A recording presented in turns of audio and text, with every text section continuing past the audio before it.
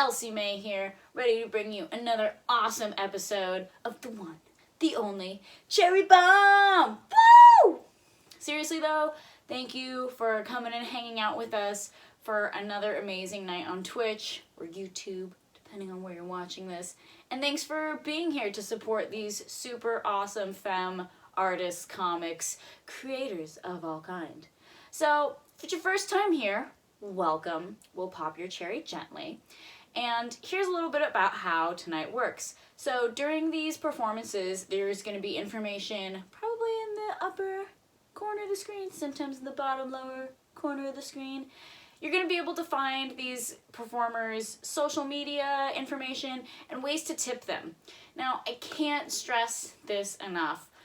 We don't have tickets for shows anymore, so the way that you can really help support these artists is by either tipping them directly or donating to the Sunspace channel, and we will distribute those to all the performers tonight. So if you like someone, if they make you laugh, if they just get your jollies going, like, come on, be cool and help out some of these awesome artists tonight by tipping them.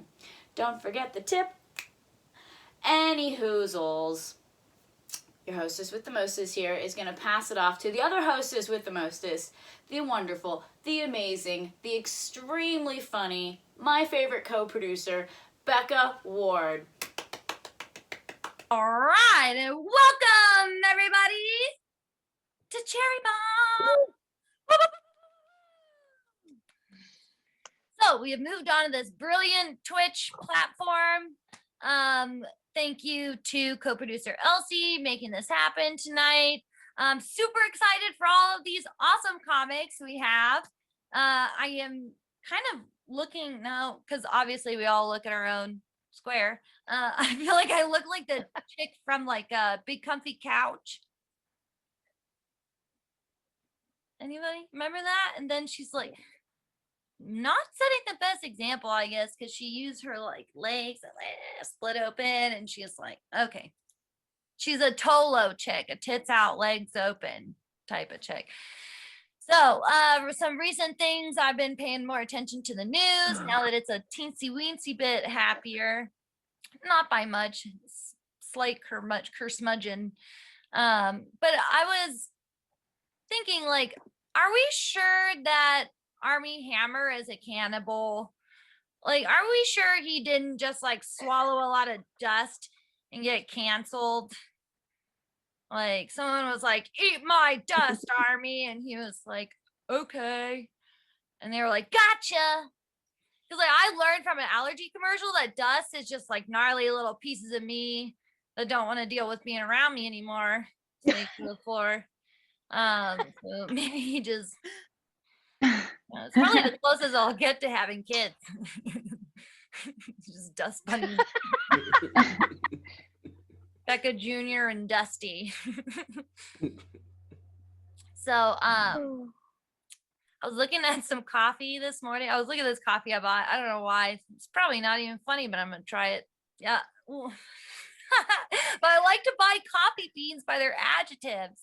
You know, like ones I feel like describe me, or like one that resonates with me, and like one that's the opposite. So like bold and dark, you know, like dark, not dark humor. I get that, but like clearly I am vampirous. But like, okay, bright and balanced. Fruity and nutty. I don't know. Both of those might be a little true. Taylor Swift confuses me. We're going through a sexuality crisis together. That's what she likes to make me feel. So but when I was at the grocery store, like I was checking out the coffees, that was great. But like I also realized while I was there, like I like buying food that expires on my birthday. Because it reminds me, like, firstly, that my birthday is coming up. Mainly like when I buy milk, not like kimchi has like my 50th over the hill expiration. Anyway, I like seeing my birthday as an expiration date because I feel like it's an important time of like reflection to give myself a reality check, like that I could also expire very easily. And I'm also spoiled trash. So, oh man, I just wrote blowing balloon dicks, rape monkeys, and sex guilt. I think is in development. That's a joke in development. So I like to play this game sometimes. Mostly when I feel a lack of control in a room and I want to gain it back. Jokes, we're fine. No, where I need an object and then we'll make some jokes, right? Meow. So somebody give me an object. Hair tie. Hair tie. 185 hair ties walk into a bar and the bartender says, "Excuse me, we don't serve your kind here." And the hair ties are like, "Hey, what's the holdup?" Honey boy. About to all right. Just one more. All right, give me an object. Sandpaper. Sandpaper? 185 sandpapers walk into a bar and the bartender says, "Excuse me, we don't serve your kind here." And the sandpapers say, "Dang, it's really trying to grind something down tonight."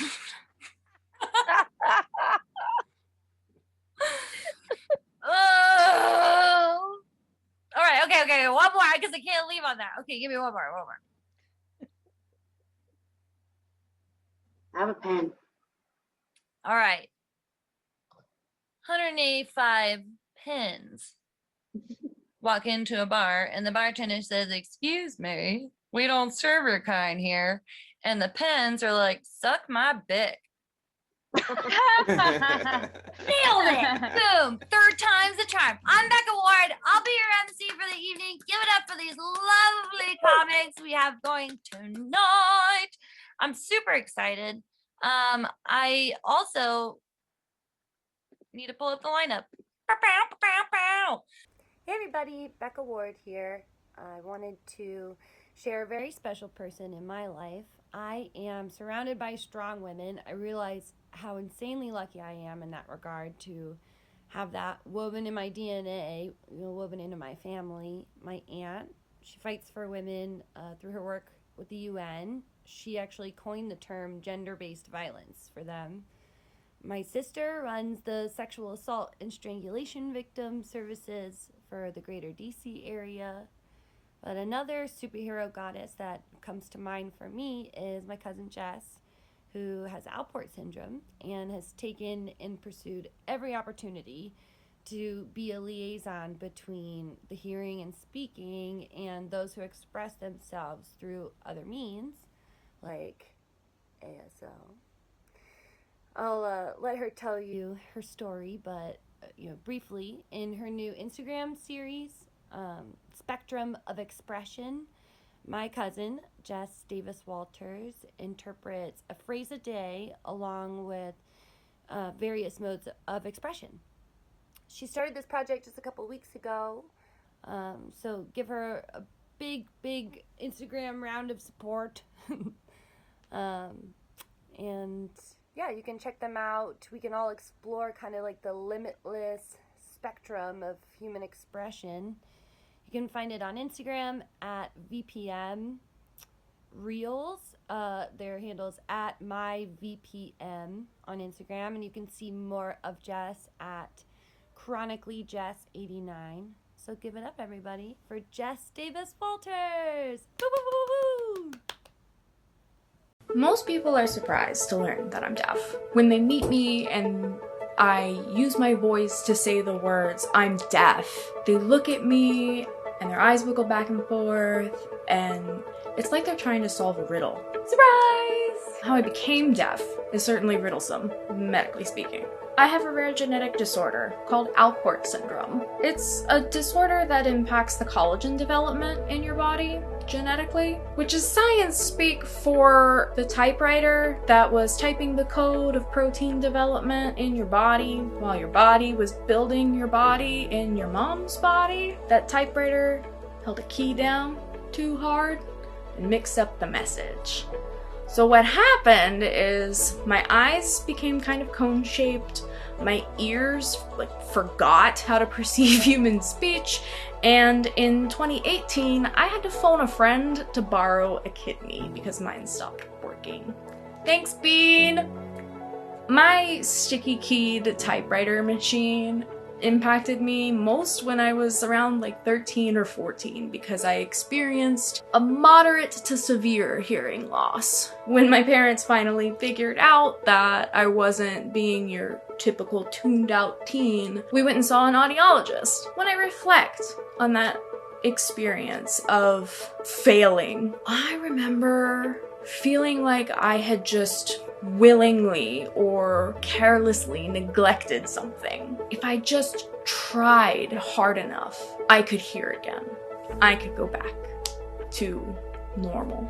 My doctors assured me that the new technology corrects the exact decibel level of my hearing loss. So if you give me hearing aids, I'm fixed, right?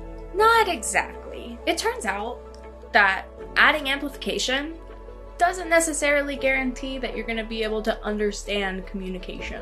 When my hearing aids weren't solving all of my problems and communication challenges, I believe that was a personal failing that really had an impact on me growing up and shaping my perspective of the world. I kept asking myself, am I lazy or am I just not paying attention? I'm still unlearning a lot of that.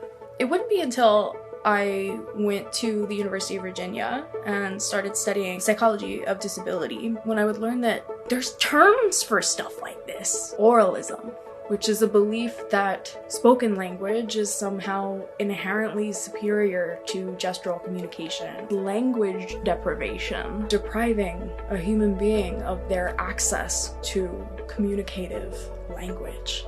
Actually, 90% of deaf and hard of hearing people in the United States are born to hearing parents. Those hearing parents take their deaf or hard of hearing child to a most likely hearing audiologist who also has very little knowledge about deaf culture, the nuances of social impact of language and communication. They try to give you hearing aids, they try to give you a cochlear implant, they send you to a speech language pathologist. I don't speak for all deaf people, I speak for myself when I say that my deafness is not what causes my suffering. What causes my suffering is the stigma that society has against my deafness. I'm not suffering.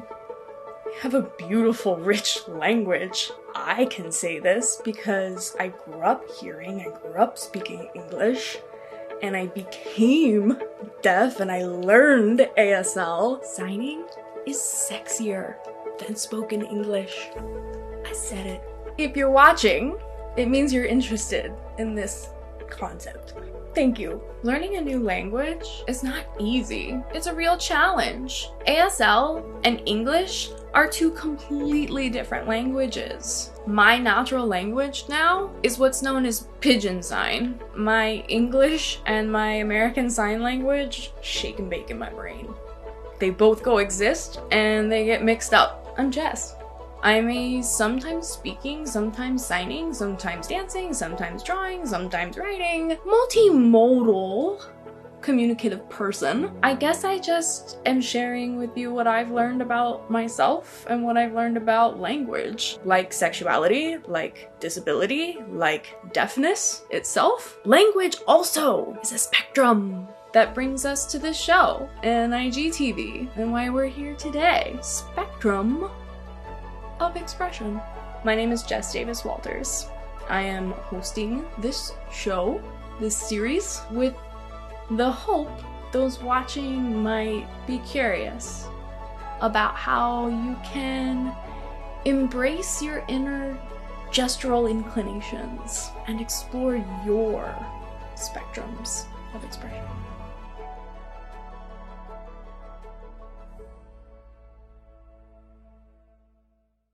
Give it up for Sharita!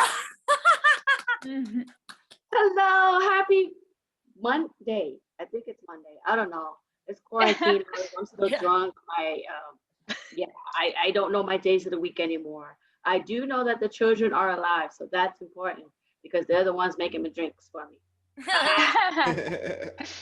That's what you have kids for, right? And guess what? Over the weekend, I noticed some gray hairs. Gray hairs are popping up, ladies. I don't know how to feel about that. I'm in my 40s. I just got there. Like, so you're gonna spring the gray hair on like immediately, like rah, welcome to Cougar Town. No. So I thought about it. I was like, maybe I should dye my hair. And I had a friend, she's like, no, you don't want to dye your grays. Grays represent wisdom, knowledge, and power. And I was like, ooh, that sounds good.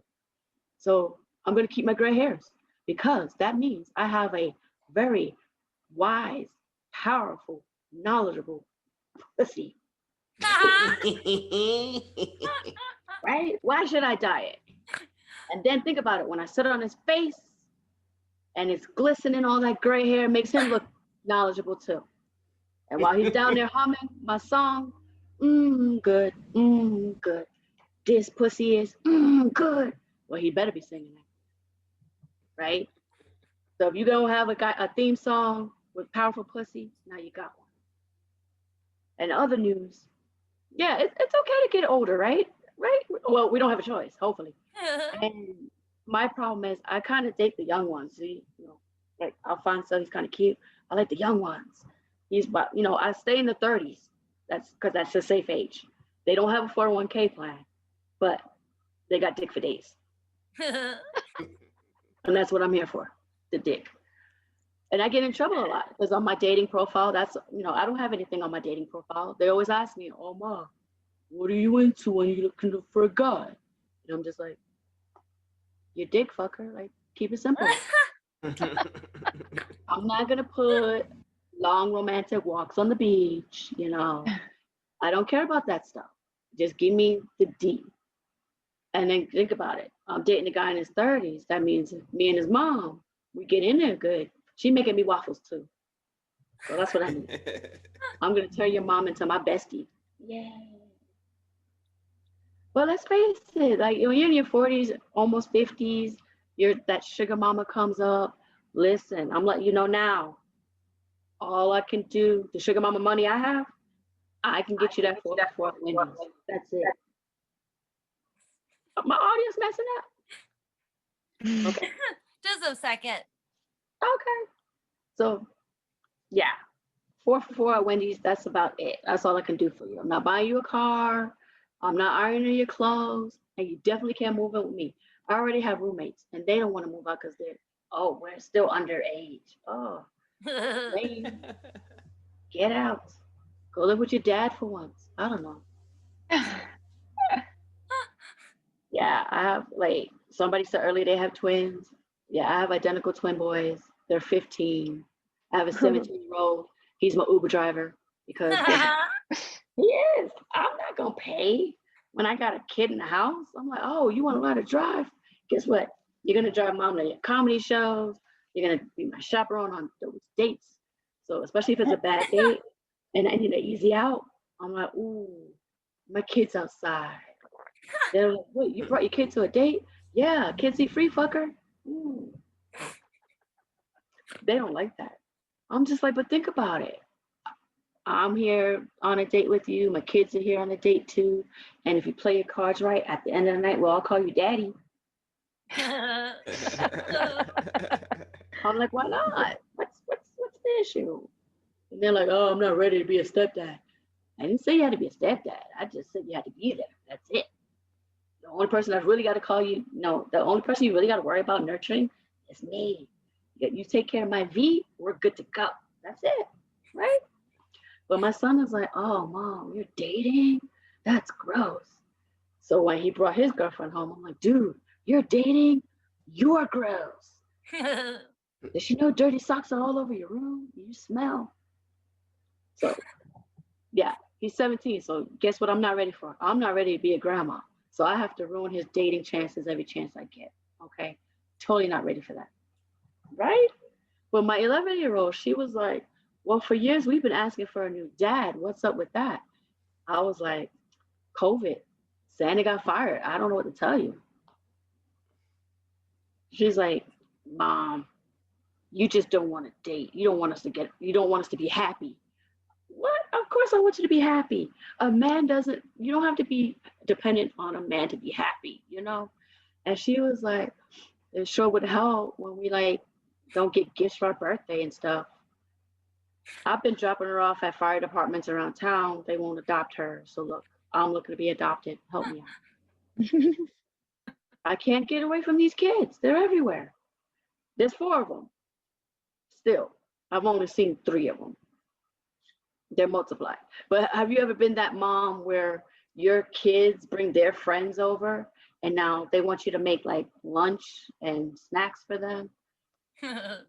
I'm not about that life. I'm gonna let you know now. You send your kid over here, somebody's cooking and cleaning for me. I'm trying to no.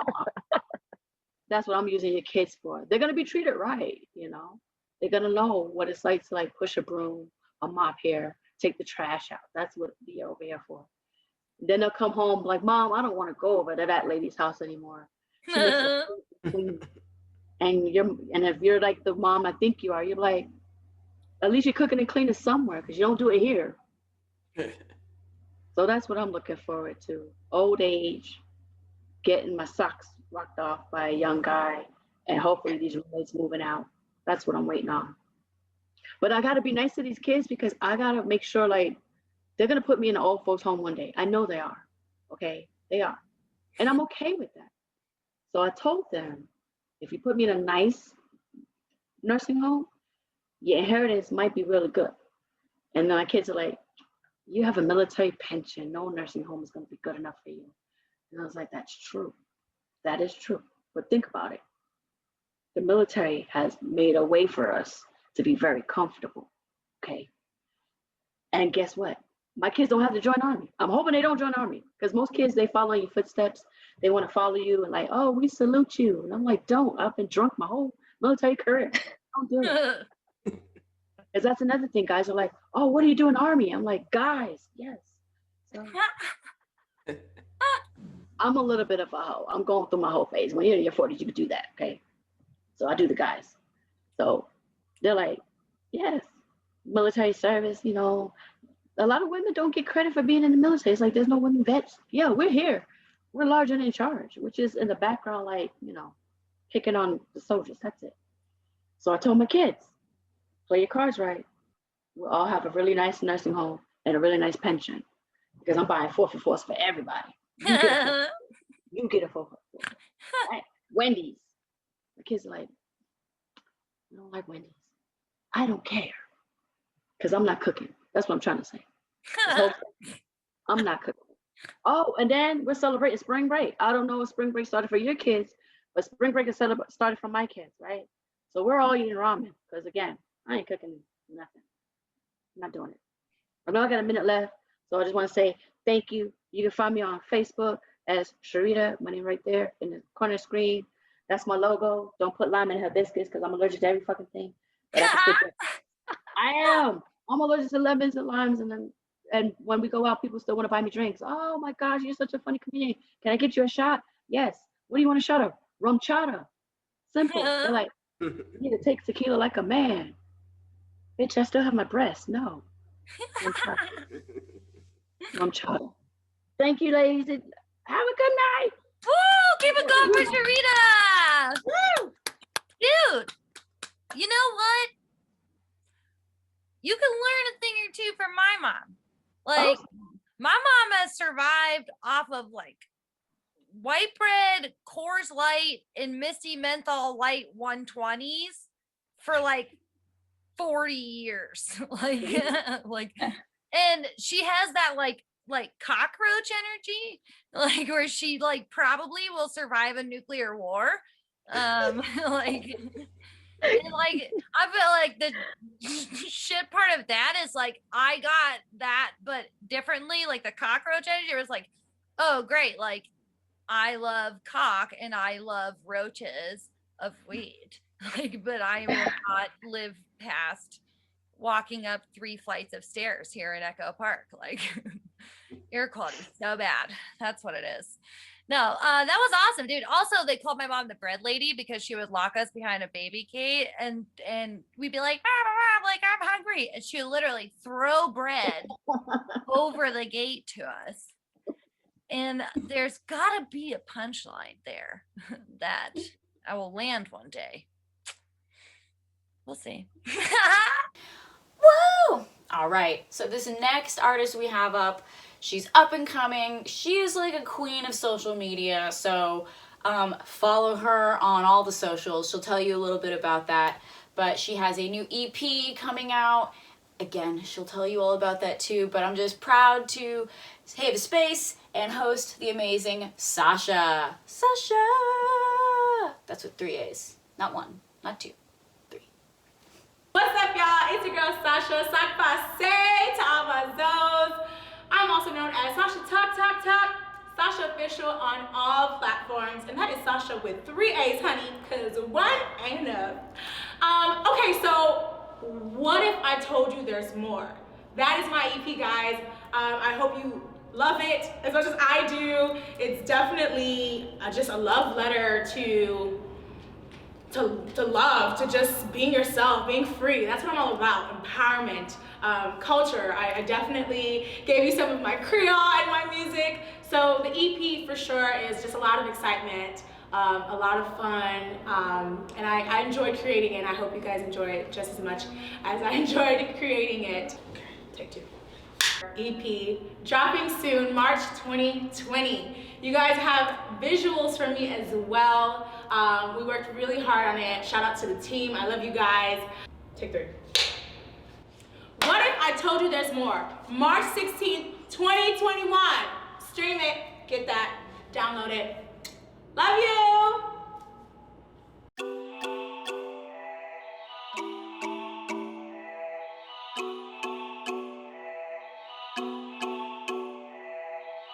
You tried me once, but I'm fully loaded. Throw that ass out the door with your bullshit motives.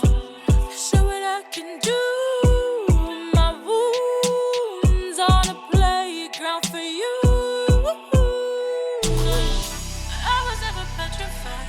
I got God on my side. My spirit's alive. My spirit's alive. I was never petrified. I got God on my side. My spirit's alive.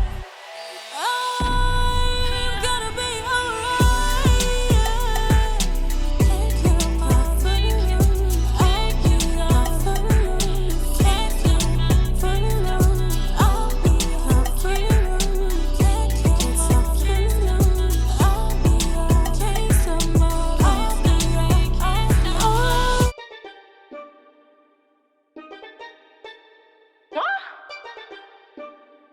Sasha, talk.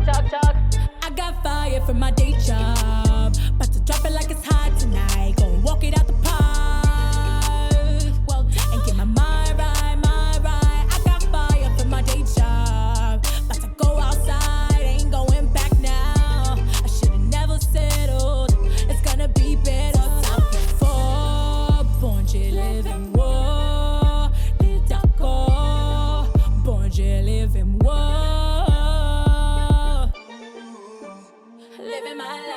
Living my life right, cause I'm outside, living my life right. Back it up, and wait a minute. Give me just that, finish it. I get it how I live it, cause I thought it was a nightmare. All these people staring in my back, come catch me. Did I get in here? Must have been tripping. Give me a reason. Cause I'ma get up out of here. Light speed, punk touch me. I'ma run it back, please.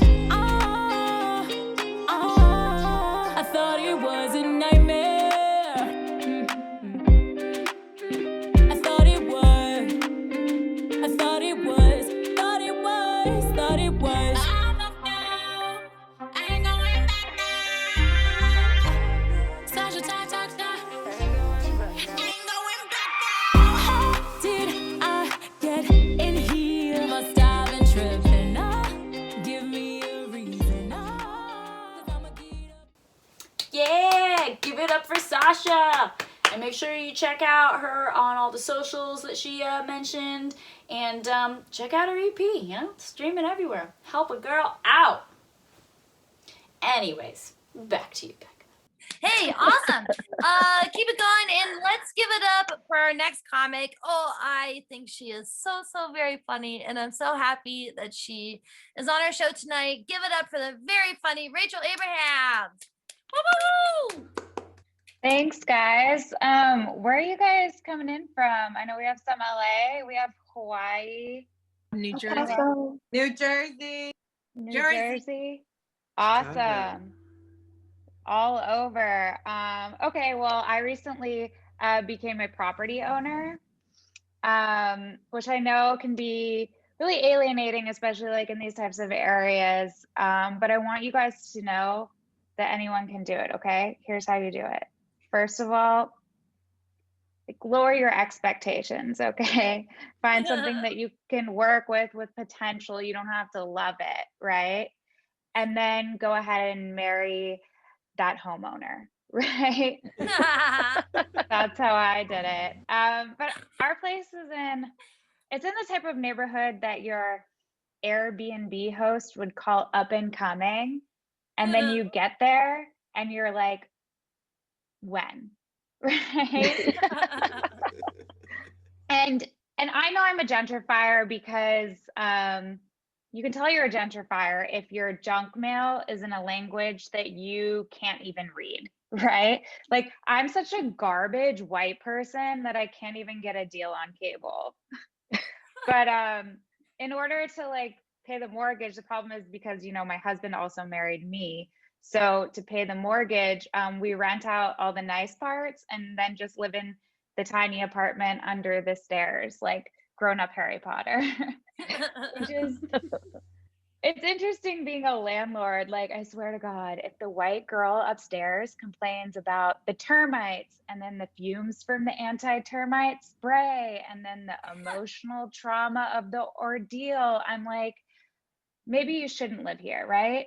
Like, these sound like Santa Monica problems, okay? It's interesting though, being someone's landlord and neighbor, because you kind of lose your ability to intimidate them. Like, we have very thin walls, so my tenants know my poop schedule and the fact that I cried during Hamilton, I'm like, your rent's late. They're like, aren't you late for your morning shit? I'm getting vulnerable with you guys because I don't even like to tell people I'm married, because you know how the camera adds 10 pounds? In Los Angeles, telling someone you're married makes them add 10 years to your face, okay? Like, I think people just assume that marriage is for people who are too old for like real dreams, but it's honestly just the ultimate day job, okay? For me, it provides obviously a home, PPO health insurance, and Benihana lunch on my birthday, okay? And then like, I have the time to pursue my dream of like maybe one day getting a verified TikTok account. It's interesting though, because my husband's been working from home, which has given him the opportunity to see that I'm not doing all the things that I've been saying I've been doing the whole time we're married, Like, I got away with that for the first couple months. 6 months in, he started suggesting real day jobs. And a year in, I just hide in the bathroom to do nothing all day, okay? But I think for me, it's particularly hard to just be kind of like unemployed and home all day during COVID, because I did recently diagnose myself with ADHD on Reddit. There are some very compelling memes, but I do think there were like signs when I was growing up. Like, I didn't pay attention in class. I interrupt a lot. In middle school, I made a basket for the wrong team, which it wasn't that I forgot which side was ours. It was just like I couldn't remember if halftime had happened and we'd switched sides. Like I invented an entire halftime memory just to take an unguarded shot.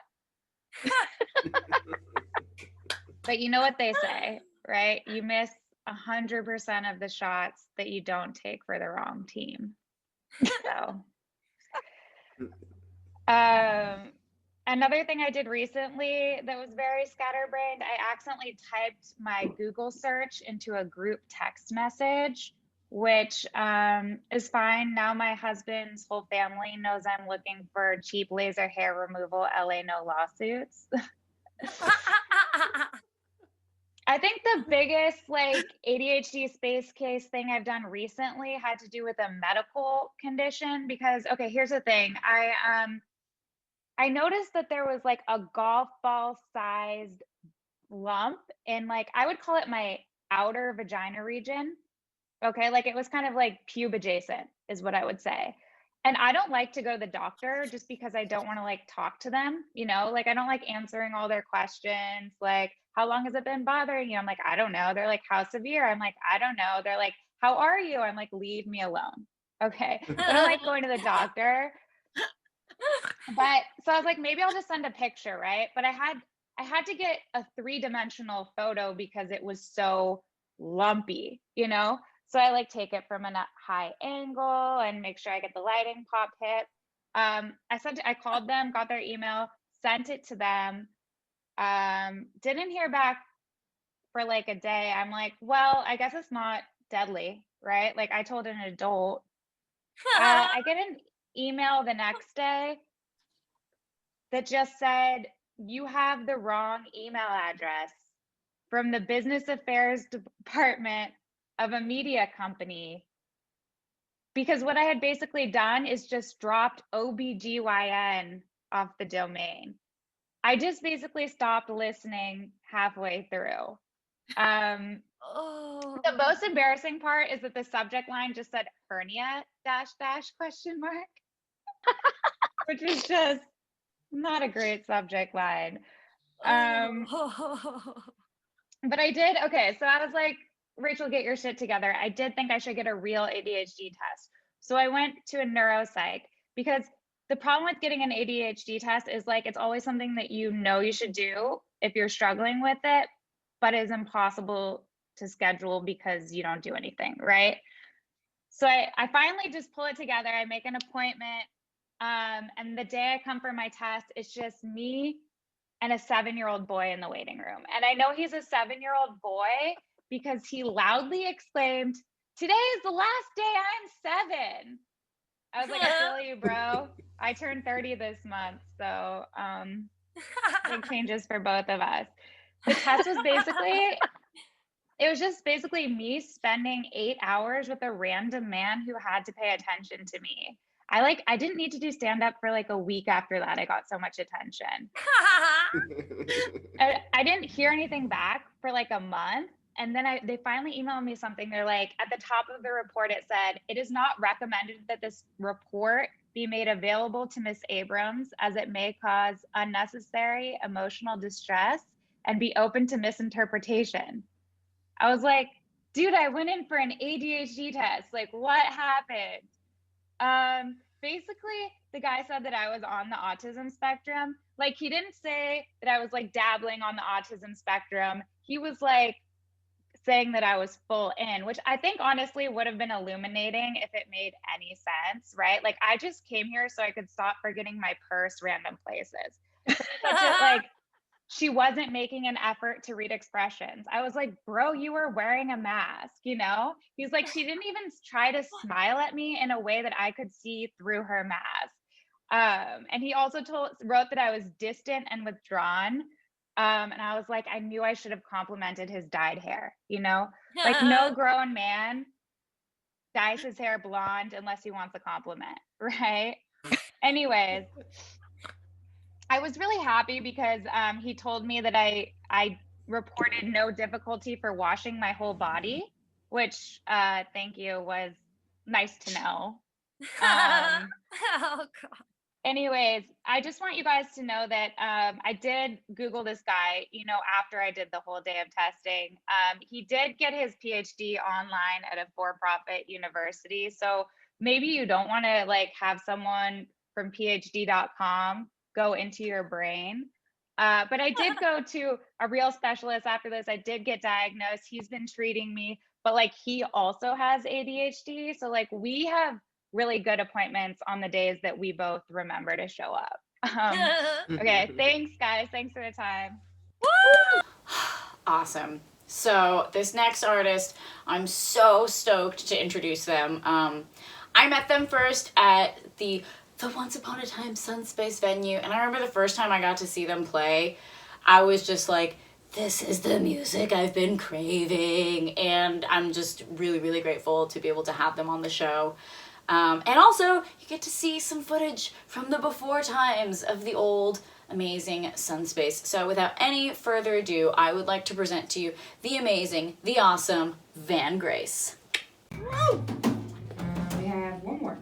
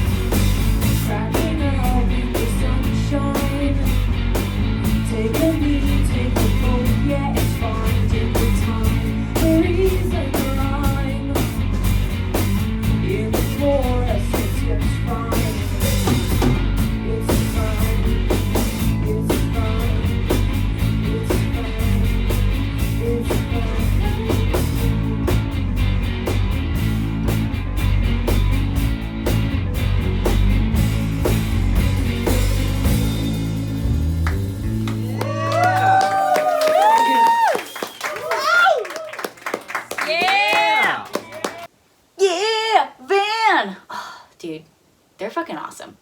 I love Van. Anyways, I hope you guys enjoyed Van Grace. Don't forget to tip. And I'm going to pass it back off to our hostess with the mostest, our queen of comedy, Becca Ward. Rock and roll, party people. I'm so excited to have y'all here, and I'm really excited for this next comic. She's a new friend of mine from Hawaii, and I'm super excited to go out and visit her sometime. That'd be super rad, and make awesome laughs together. So give it up for Justine Smith. Thank you. Jeezum crepes. I think I have ADHD as well, Rachel, and so I just drink as much coffee as I can so I can forget things quicker, and my anxiety can just shoot through the fucking roof. I quit drinking because So 9 months actually today. It's my 9-month sober. I miss it. Like, and people always, people get so uncomfortable when I say that. They're like, oh no, she's an alcoholic. She thinks about it every day. I don't. I just miss my brain shutting the fuck up for like an afternoon. Like it doesn't stop, right? It never stops. And I was telling my girlfriend this. I'm like, I'm not sleeping. Like my brain won't stop going. And she's like, do you want to try a Xanax? And I'm not a big pill. I don't do pills or anything. And I was like, yes, I do. Like I was in tears. I'm like, give me the drugs, please. And because clearly that's better than just a bottle of wine.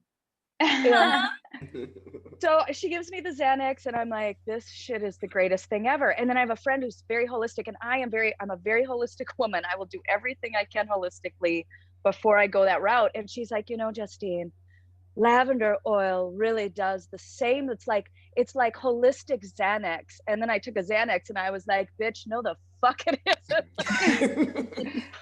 Real clear here.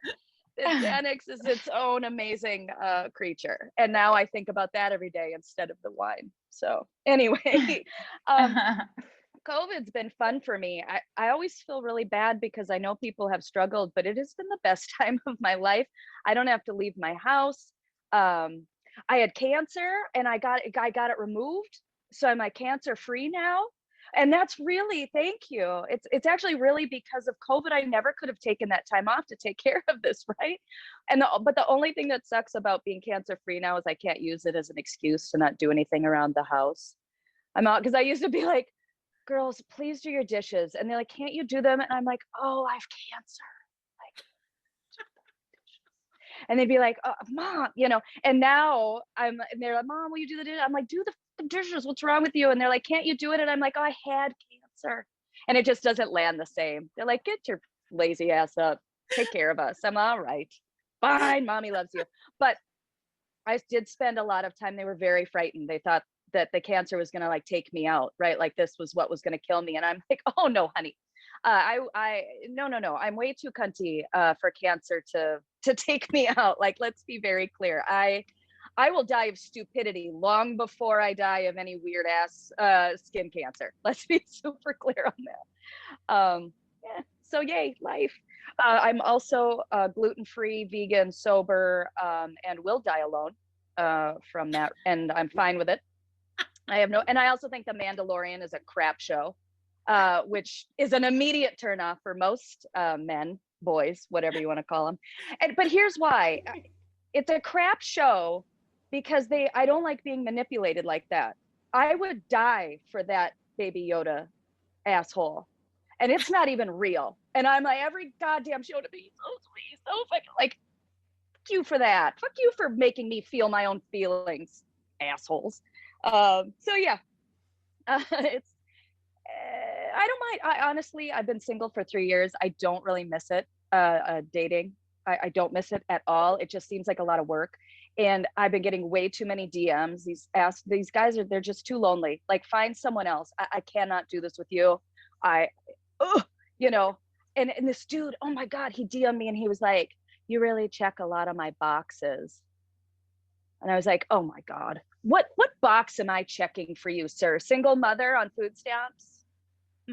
Is that the box? Woke myself up snoring this morning. Does that check off one of your, oh, asshole. And then I was like, or is it the fact that I have no pelvic floor? Is that what's like, I'm peeing right now? That's your turn on? Like, where do you think we're gonna go on a date? I'm on food stamps. We should go to Safeway, to the deli department. Is that where you want to go? Fuck you.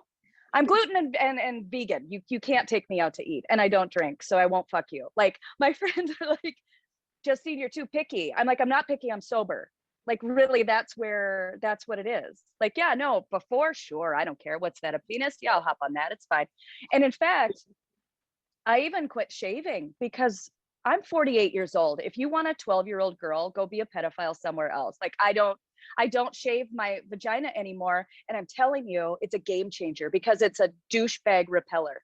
I live in Hawaii, so I'm in my bikini all the time. Like, we don't wear clothes here. It's too fucking hot. And, bikini spiders. And I'm like, that's right. I will. And those of you older, like getting older, you know, like your vagina drops. No one told me this. I've got wizard sleeves. I had no idea that this was. Why wouldn't you tell me? Why wouldn't anybody tell me? And then when I hear men and they're like, oh, I can't find the clitoris, and I got confused and I was sucking on her asshole instead of her clit. I'm like, my lips will wrap around your head and suck you right in. You couldn't move that head. And I'm sorry, I don't understand I don't understand you millennials with this ass eating. What demographic am I supposed to date at this point? Anything younger than 40 and it's all about ass. And I'm like, I have a hemorrhoid the size of a thumb. Why would you ever put your mouth there? Well, there's so many other things you could lick. So many places would be so lovely. Why the butthole? Do you know what comes out of it? I have had pinworms 4 times. Like, why would you put your mouth there? I don't get it. And they're so proud of it. I'm like, you didn't have a good childhood. That's what I think. Your parents fucked you up. Like, nobody who had a decent childhood is like, I eat ass and I'm proud of it. Oh my God, please don't go near my butthole, please. And then Gen X is out of the question. I'm Gen X, I'm 48 years old. And I don't understand my own generation. We are terrible people. We have no empathy. We're all apathetic. There's no empathy. We're all just like, oh, look, someone died on the street. Well, good luck, you know? And we're so proud of it. Like, well, when I was a kid, I drank out of the garden hose and I'm just fine. I'm like, you had Giardia. Like, that's not, why are you proud of that? What? Or, well, when I was a kid, we left the house in the morning. We didn't come home till the street lights went on. They're so, your parents didn't love you. Like, do you realize that? I have 2 children and like I'm not a control freak or helicopter mother, but I know where my fucking kids are. There weren't phones back then. That's why I saw my first dick when I was 7. Thanks, Mom. Like, really? No one gave a shit where I was. I'm oh good, another male penis. Perfect. That's old school dick pic right there. It's just being a kid, being a young woman or a young girl out in public. Dick pics. I don't understand dick pics either. I really don't. Show me the receipt to your therapist. I need to know you're working on yourself. I don't want another child. I do not need another child. I was married. The best part about being married was divorce. Was the best fucking part of marriage for me. I'm sure, Rachel, that won't happen to you. I you know, best of luck. I'm rooting for you. But honestly, like, and because he was such a pussy, and he was always, oh, you love the children more than you love me, and I was like, of course I do. I love the cat more than I love you. Know where you stand, you dumbass. Oh my God. No, you know what? I have to be honest though. I a little bit resent people who had really good childhoods. Because fuck you, first of all, you lucky asshole. It's just luck of the draw, really. Like, right? And so, you know, I'm doing all this comedy stuff and they're like, oh, you know, a clean comic always has work. And I'm like, that's why I'm laid off, I guess, because I can't, when you come from a fucked up childhood, it's very difficult to write clean comedy because your brain doesn't go there, right? Like, yes, you know what? If I had a normal childhood, I could think about, oh, what's the deal with airplane food? Would be very, very funny. But instead, I'm like, how do I get away from Uncle Jim's dick at my cousin's sleepover? Like, that's what I had to think about. Drives me crazy. And you know what? Honestly, fuck all those clean comics. Every one of them, thank you. Every one of them has goddamn problems. Every one of them grew up to fuck and rape women. So I don't want to hear about how clean Seinfeld is when he dated a 16-year-old. Let's be really fucking clear here. I'm calling him out. I know he's terrified too. He's like, he's just waiting for someone to be like, hey, remember when Seinfeld dated a 17-year-old girl? And he was 38? Whose mother is that? See? Terrible fucking childhood. Anyway, my name is Justine Smith. You can find me on the socials at Dirty Girl Comedy. Thank you so much for having me, Becca. I love you forever. Yeah, you're amazing. Give it up for Justine Smith. Oh gosh, wow, I could say 8,000 things. Maybe, yeah, we should Zoom later. Ugh. Or this will be a gajillion-hour show. And also I want to invite, I froze a little bit. Okay. I want to invite my friend up who has been so wonderfully patient. She is on the other coast and is getting late for her, but she stayed to laugh with us. It says I'm unstable. Well, duh. No, my internet's unstable, not me. Well, all right.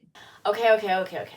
So this next act, maybe I'm a little biased, maybe I'm not. Maybe I'm just a little bit of a healthy narcissist. I think it's probably a combination of all three. But up next, we have the ever wonderful, ever awesome Damaged Toys. I hope you guys like our set. This is recorded this in our awesome little garage studio. So you finally have new Damaged Toys. Like the past 2 shows, I can count. The past 2 shows, it's been like old pre-recorded stuff from the before times, but now the new times. Anyways, I hope you guys like it. Please check us out on our Instagram. We got a link tree on there that will take you to our Spotify, where you can get our stuff on iTunes, and we're so close to being done with this EP. But anyways, I hope you guys enjoy the ever cool Damaged Toys. Woo! Take sexy. Take sexy. Okay.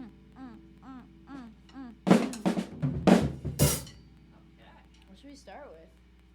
Call it out. Let's just go with it. Let's do Born on the Bayou. It's the most recent thing we played. Alright, is that part of the set this time? Wow, why not? Alright. It's a solid choice. Chat, you can vote on it. Oh, great! They said yes.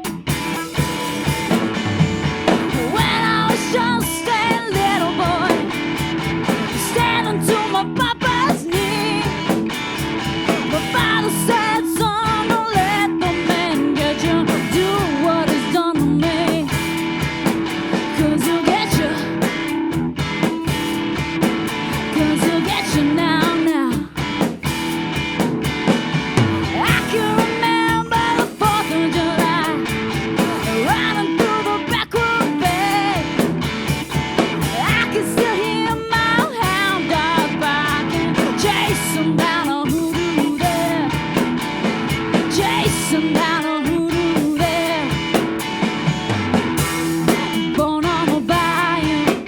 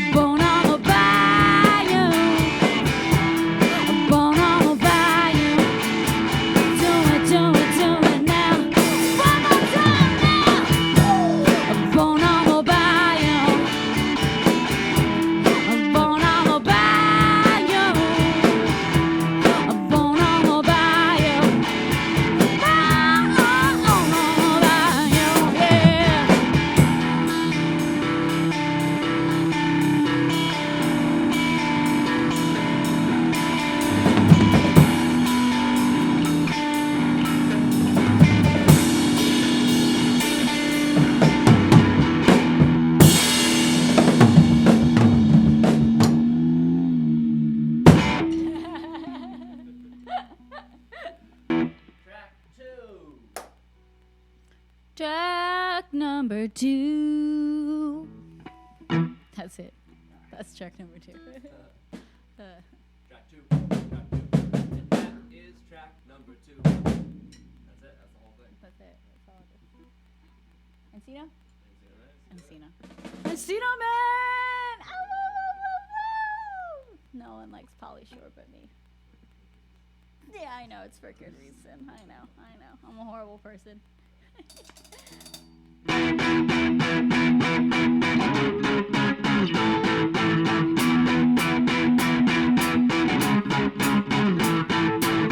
As a kid, I was a bug. All my tips, pink, cough syrup got me drunk. But I didn't have money. Didn't matter though, like how algebra seemed. I know I was just a kid from the hills. Those nights were short and young, chasing my thrills. Well, I'd give anything to be there once again. Do it all over again, my friends. And I'd give anything to be there once again. Life was so much easier back then. Yeah.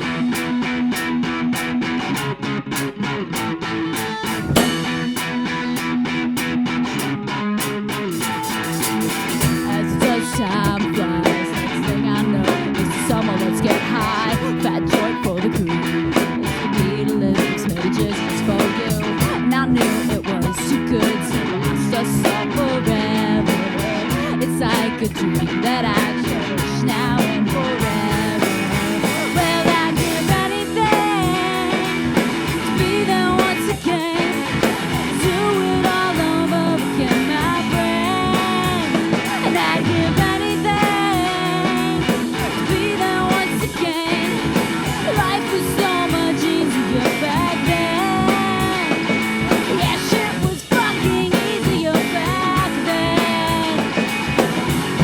Back then, I must admit, my life at home, well, it was fucking that disaster, snowballing, fall apart faster. I don't know if you all knew, but you gave me something to hold on to. Passing joints under the stars, and seeing our nights that were ours. If I could, well, I would take us all back to our hood. Sleep fucking kids on somebody's roof, all trying off nobody's love. Some of us, we would look fine, but most of us, we would fall behind. And I watched the bridges burn until it was over, but I'd give anything to be there once again. Do it all over again, my friends. And I'd give anything to be there once again. Life was so much easier back then. That shit was fucking easier back then. I wish that we could do it all again.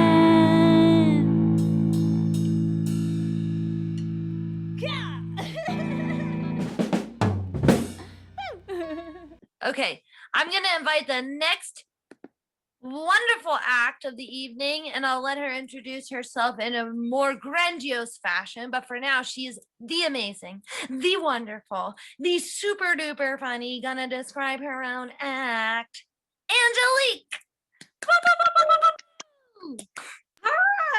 Hi, this is especially for the dadies, the ladies, and the gadies, okay? We're responsible for everything. We're stressed out and we can't stand it. It's 1 o'clock in the morning right now where I live, and I'm folding socks. You know why? Because I got to do everything. I got to run the world. Who run the world? Me, Angelique. So what I'm going to do is I'm going to show you something very special, very wonderful. It's called ASMR Mom.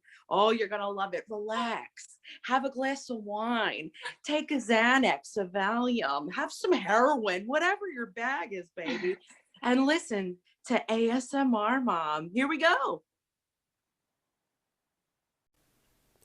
Welcome to the first episode of ASMR Mom, a place where parents and moms can relax. Listen to the soothing sounds of all things mom. And when... What? And we're back. The soothing sounds of motherhood, let them calm you, calm your entire body.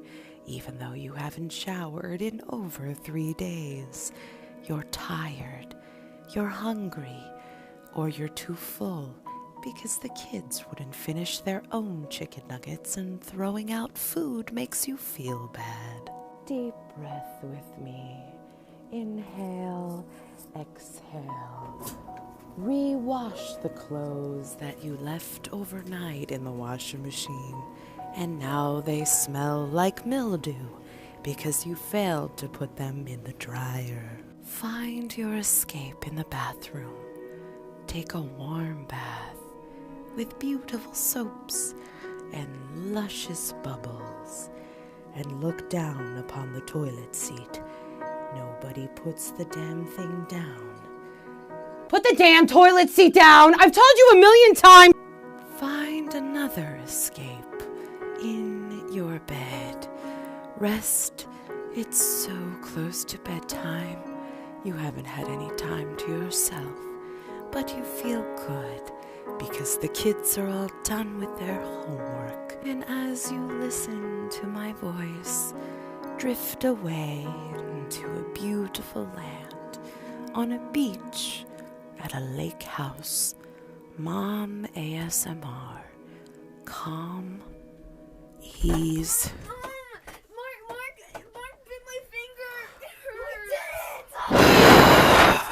You know, Thank you for watching our first episode of ASMR Mom. I hope you're relaxed. I know I'm not.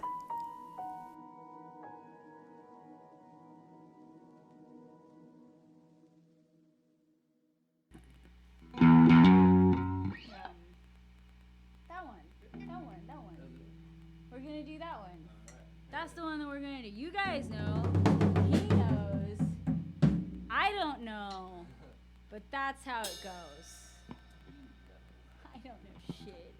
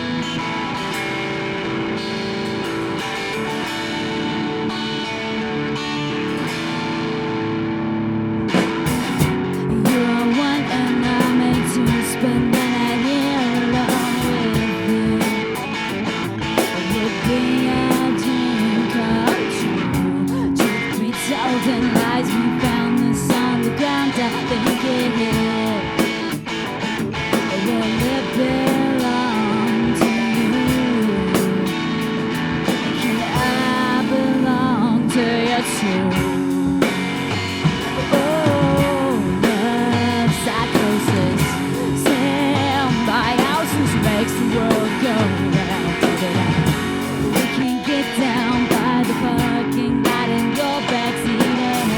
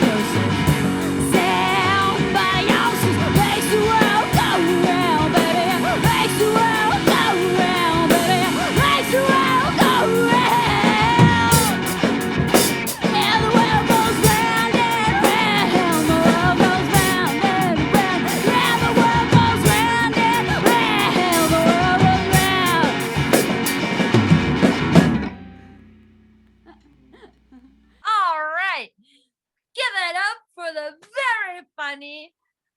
Actually, and Denise, I feel like I know you now. I feel like, can we be, it's appropriate if I call you my friend now, right? I feel like you've roasted me enough where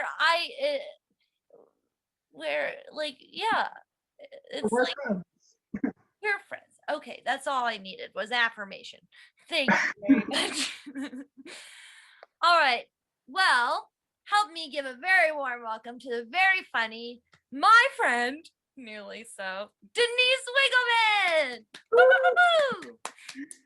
Hey everyone. Oh my gosh. So good to be here. I almost like just want to concede my time back to Justine because I could listen to her talk about her vagina all night. Like I just like I want to know more. Like tell me more. Tell me about the like the wizard wands that are coming out or whatever is happening. Like I don't know. Like that's where I'm at. I'm drinking White Claws, so this could be weird. I don't know. Like I honestly, like maybe I should plan this shit out at some point. I'm sorry, Becca, earmuffs. Like you look like you're 12. Like I feel like I can't swear around you. So you look so innocent. But we're just gonna kick it off high, if that's cool. Like, where are my straight people at? I've never seen a group of people so unsure of anything in my entire life. You're all like, well, should I raise my hand? Like, there was this one time in college. Well, actually 3 times. Actually every weekend. Like, just go to somebody else. Just go to somebody else. So I am very openly a feminine, transgender, lesbian. Or if you ask my parents, I've officially won the award for being the biggest loser in the family. No. My parents are evangelical Christians. Justine hates that joke. She's just like, I don't like that. They think that show is about me. Like, my mama is just like this good Christian woman, and she's just like, I think everybody's going to hell. Especially if you're in that entertainment stuff. And you, hon, you're transgender, like you don't have a chance. I think the only person who might even make it from comedy is that Ellen. Like she's just sweet and she dances. Like she's just so silly. I'm gonna take her as my +1. She's talking about the theme park in Florida, not like the real thing. Like they love to give their free passes out to everybody. Like you're coming, it's like Oprah. Like you get a car, like everybody gets a fucking car. I don't care if you think that's funny or not. I'm gonna drink my White Claws.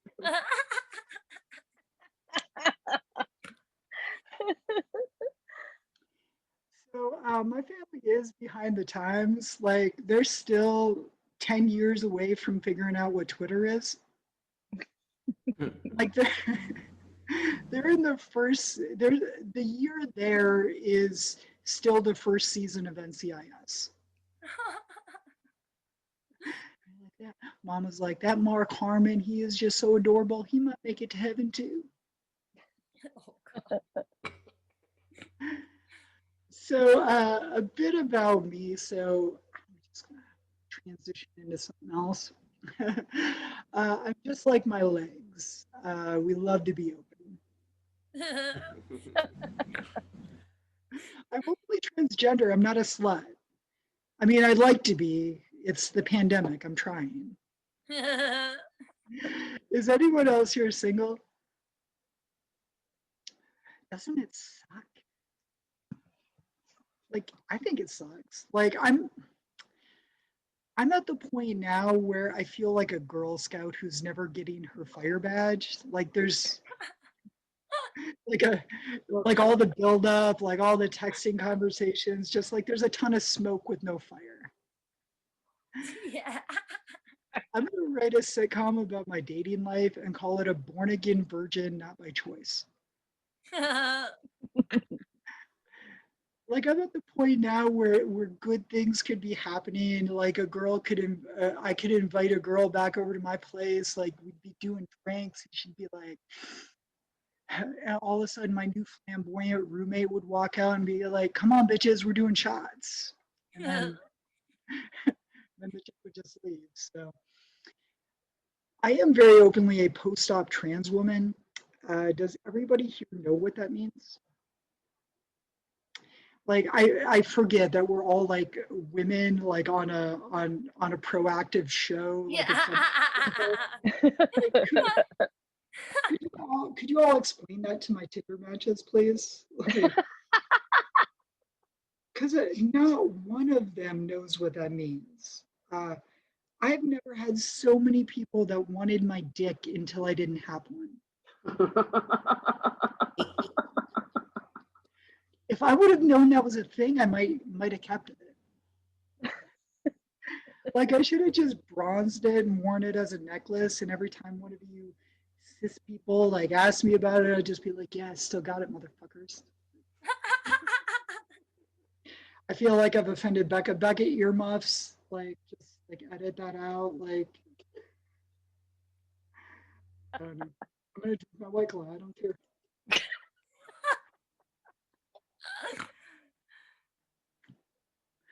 It's not a good White Claw either. So here's the thing. Like, I have a lot of regrets in my life. What I should have done is I should have came out when I was like 18, moved to San Francisco, started stand-up. What I did do was I moved to Cincinnati and pretended to be masculine, and I became a professional wrestler.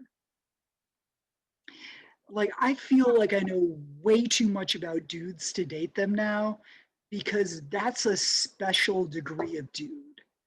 That's like Kentucky straight dude, bro. I don't even know how to explain it. Like my bros there were like,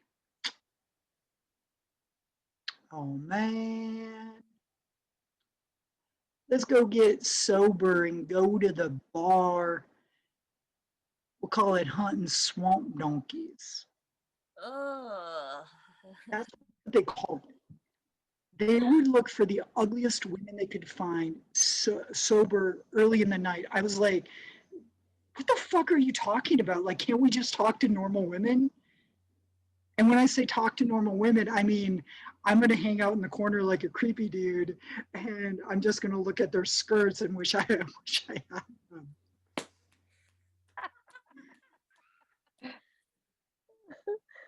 Like we were driving to the bar one night. My buddy Dustin is like,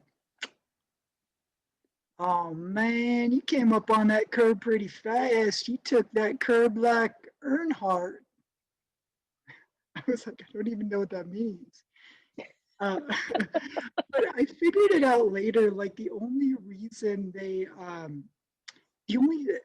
were looking for a woman to skip bar rush and go to Waffle House with them, like early in the night.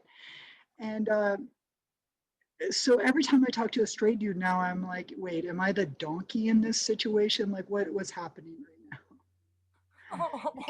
Because if the question is, will I go to the bar early in the night? Like the answer is always yes. Like I will always go to because like I'm from West Virginia, like Waffle House sounds good right now. Like, it was such a bad restaurant too. Like I don't know why I looked forward to it so much. Just terrible hash browns at 2 a.m. I don't have a joke there. I'm just gonna drink my white. So I know I'm coming up on time, so I'm gonna get out of here on this. So Becca, you might want to cover your ears, like I feel like Becca shouldn't be going to Disneyland by herself. Like, don't take. I want to tell her like, don't take candy from a stranger. Like, all right. So the one thing I am good at is hookups. I hook up all the time, and I get a ton of compliments on my downstairs area. When I say that, Becca, I mean my pussy. Well, Well, actually, I hook up occasionally, but the ladies seem to really like my perky vajayjay. That's my pussy too, Becca. Well, actually, what I really mean is I've hooked up with 2 women since I've been in LA, and one broke up with me as she was going down on me. Like mid-lick, just like mouthful of pussy. She's just like, I can't do this. And I was like, well, you're down there, like, can't you just finish? Like, but I guess it's the answer to the age-old question, how many licks does it take to get to the center of a trans woman's vagina? The world may never know. That's what I got, guys. Thanks so much for the time. My name is Denise-Winkelman. Woo! People going for Denise. You know what? Being from West Virginia, where they're like, oh yeah, this is almost heaven. I'm like, fuck it, send me to hell. I'll go. I will walk there. I will take an electric scooter, and I am terrified of those. Oh man. Yeah. Oh, I hate that place. Man, and I even have like I was gonna say like cool childhood stories, but like chopping up snakes and like throwing it at each other's private parts, I guess it's just like, yeah, it's different. That took a turn. That's where they're like, oh, she's just a non-traditional thinker. It's like, no, you guys left us outside for a long time. And like we'd be like patting on the door and we'd be like, bah, bah, bah, I'm so thirsty. And she'd be like, drink your spit. You know. Just drink each other's spit. It's West Virginia. Anything else. Listen, I didn't talk about my hot brother. I didn't talk about my less hot but still doable brother. Like, I am behaving, but therefore I just did. And I don't know. One of the last times I performed at a comedy festival, there was this really, really nice, like, older couple, and they walked out, and the guy just whispered to his wife, like, yell whispered because they're old. He was just like, that's the girl who fucks her brothers. It's just like, I am too good at character work. Damn. Damn these artistic skills. Autistic? I don't know. Maybe. When Rachel was describing it, I was like, I walk on my tippy toes. Like, I am sweating to my elbows. Like, I can talk to all of you, but none of you. Like, actually, I think Seinfeld said that. So, I'm glad I got that out there before he was canceled. Yeah, we should tattle on him. Who do we tell? I don't know. I just got the internet, like, not that long ago. West Virginia. And hummus. That is also new to me. Very odd texture. I've talked for a long time. It's probably not my turn anymore. One more time, give it up for Damaged Toys.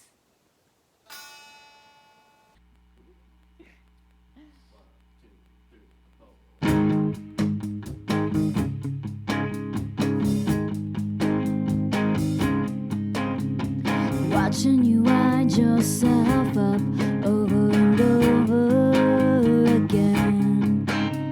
It's painful to see how much this got to you. Some people say that high school never ends. That group of girls, they're stuck in middle school. But you can't rationalize insanity when it's like the air they breathe. Just give them enough rope. Give them enough rope to hang themselves. To hang themselves. To hang themselves.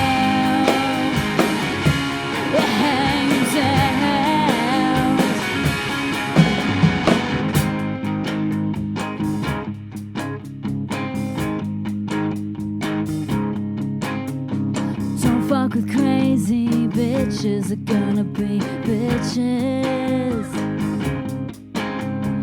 Just a few words I'd use to describe them. They're not worth the time or a dime, any of them. A complete waste of space to the whole human race. But you can't rationalize insanity when it's like the air they breathe. Give them enough rope. Just give them enough rope to hang themselves. To hang themselves. You hang yourself. You hang yourself.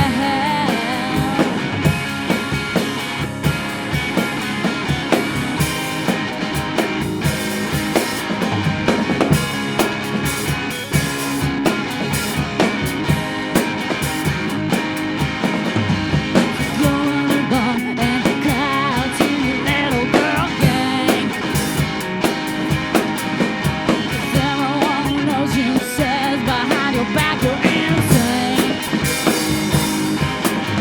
You're the guy all the girls that nobody walks around. It's too outdated. 'Cause you're a drama queen, so the little sandbox. And nobody here, nobody at all wants you around.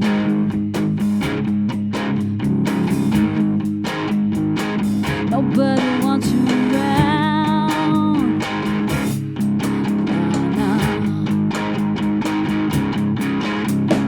Watching me wind myself up over and over again.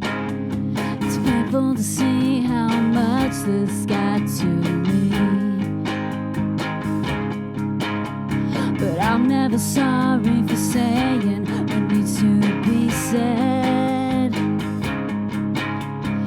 I'm just a fiery soul, as you can see.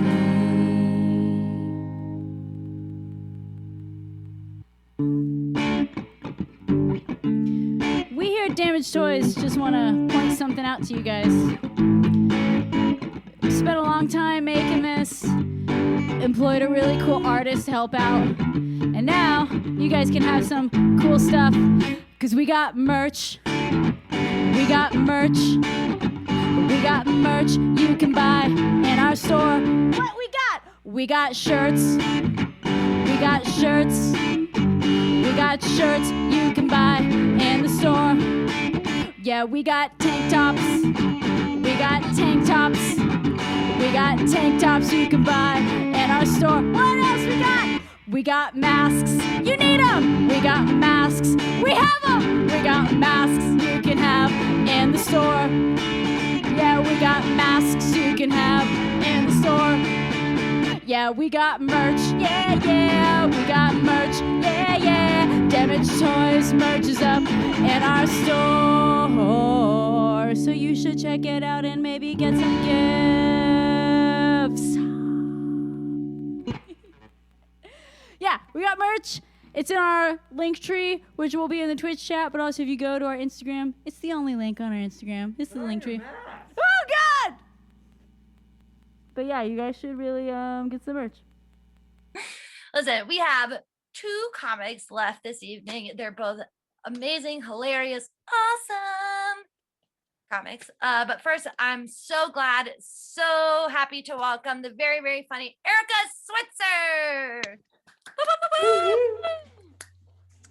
Ladies, I am so happy to be with y'all tonight. I have not had a very good day. I don't know if you've been noticing me raising my wrist and raising my arm.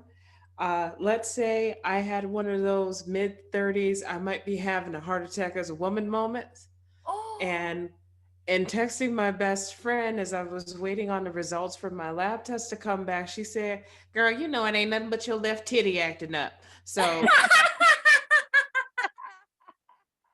Suffice it to say, me and my left titty are here, being good, not acting up. Y'all have been awesome tonight.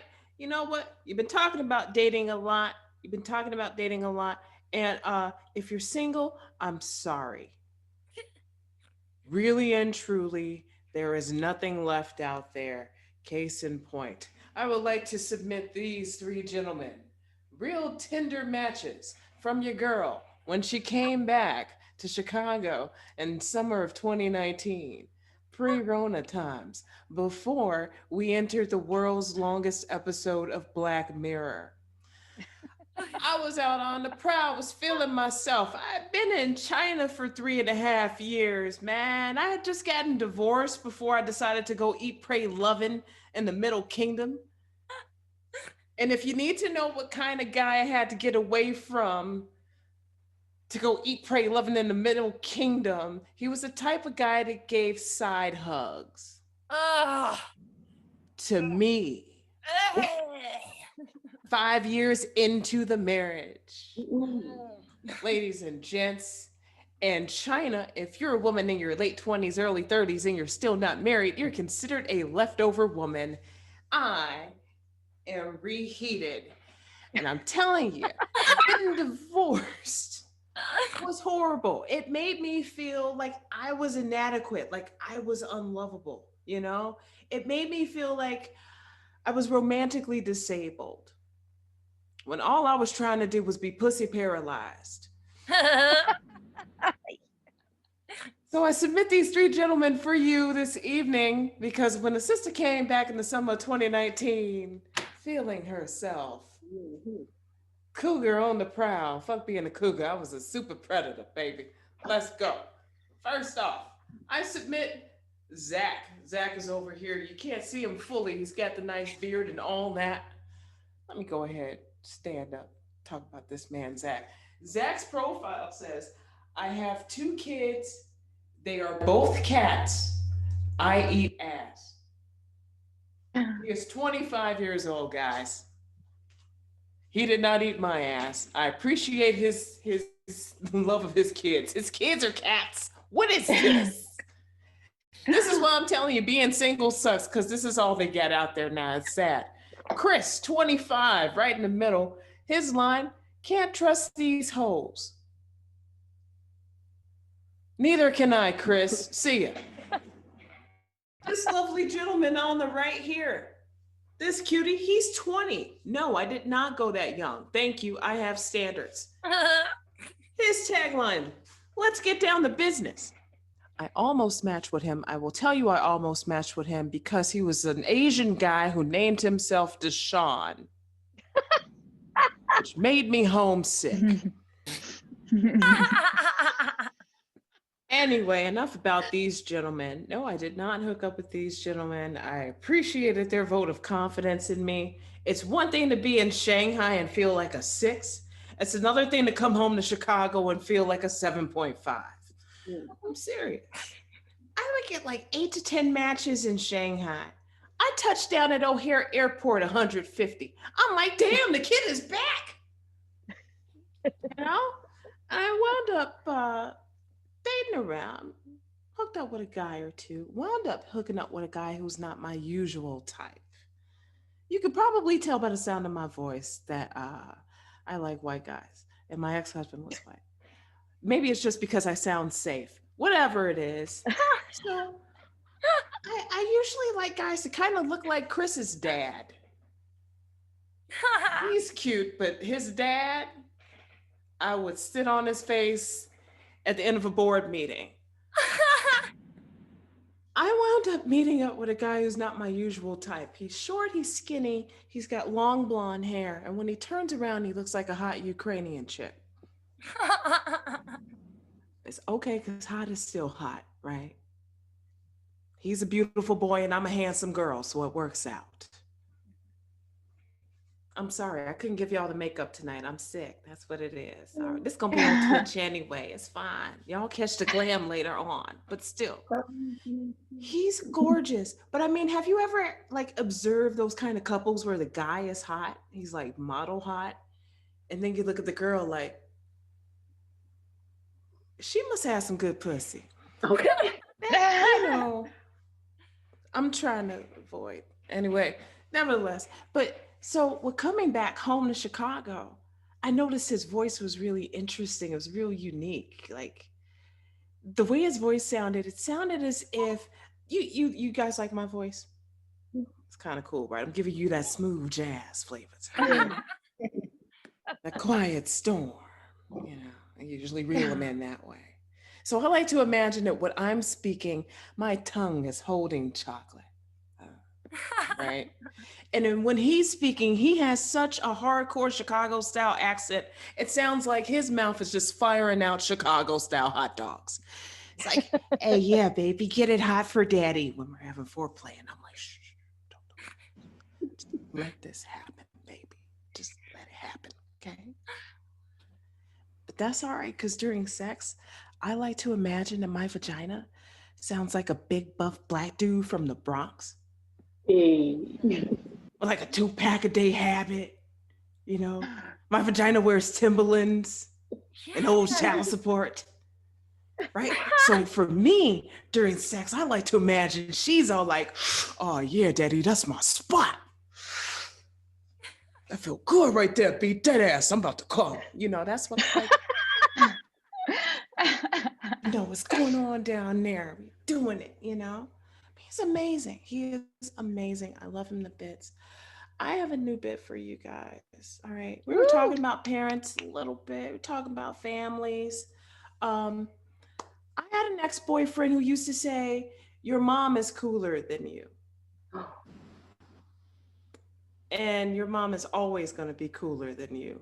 And that hurt my heart. Right? I had to go check in the receipts. Like, well, she did give me and my homegirls Bartles and James wine coolers. Ooh. That's mom cool points, right? That tropical blast, your 14-year-old mind, right?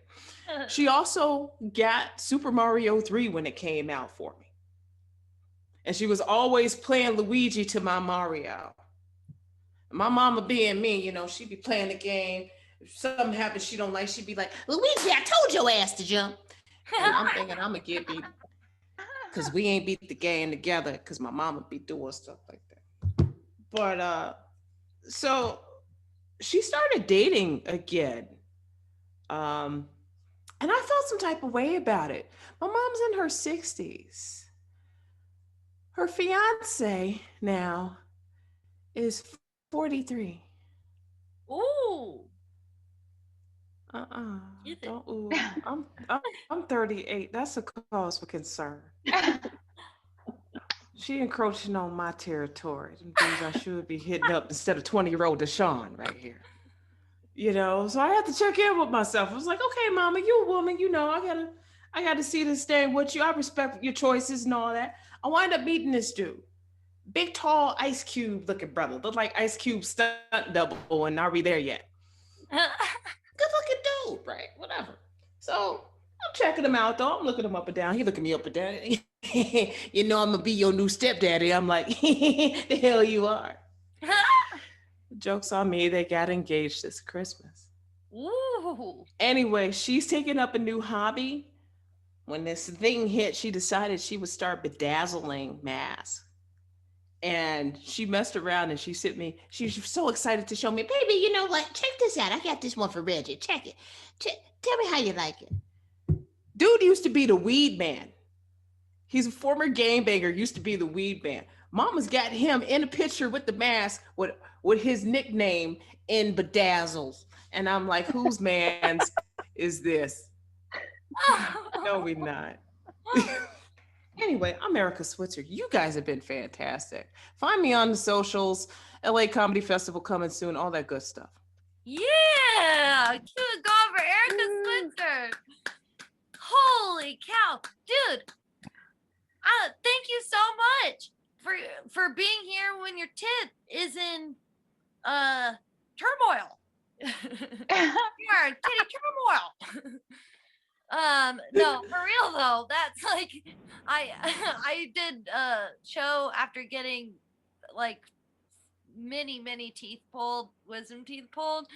And I was in the bathroom, actually at Sunspace, and I kept making funny faces at myself, and I would make myself laugh, and I ripped my stitches in the bathroom by myself, making funny faces at myself in the mirror.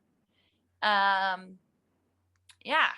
And I still MC the show. I still performed. It was great. At the time when I was also on painkillers, because I could also blame bad jokes on painkillers. Yeah. And then I went home. Yeah, no, but moral of the story, I'm a comedy whore. I will do anything. I will do anything for comedy. And I had too many teeth in my mouth as a young person. Yeah. Up next, more damaged toys. I'll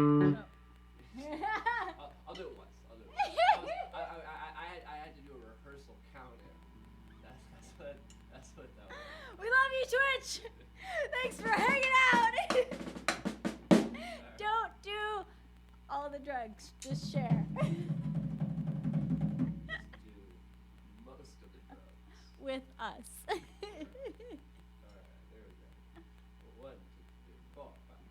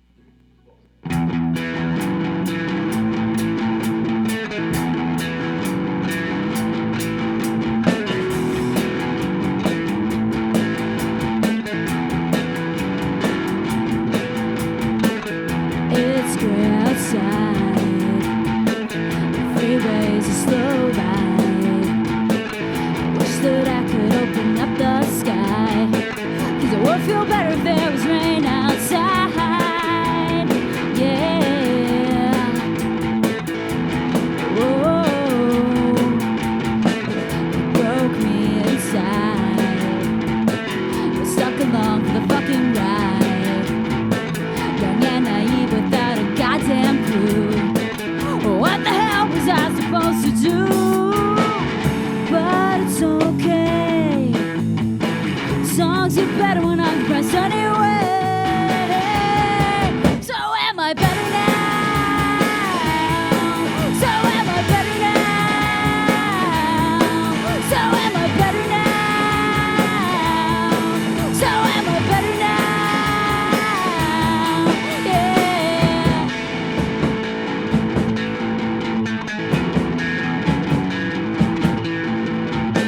Defective off the line. No repairs 'cause I don't qualify. Going broke just to stay alive. So someone tell me, just why should I try? But it's okay. Songs are better when I'm depressed anyway. So am I better now? So am I better now? So am I better now? So am I better now?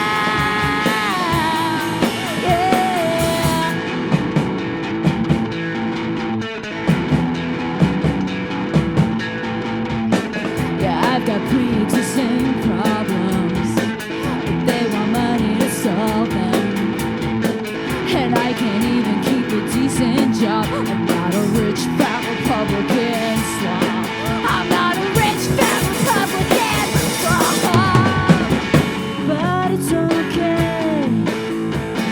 Songs get better when I'm depressed anyway. So am I better now? So am I better now? So am I better now? So am I better now? I will be better now. Things will get better now. I will try harder now. I will be nicer now. Better now. Please make me better now. Please make me better now. Look, Mom, better now. Yeah.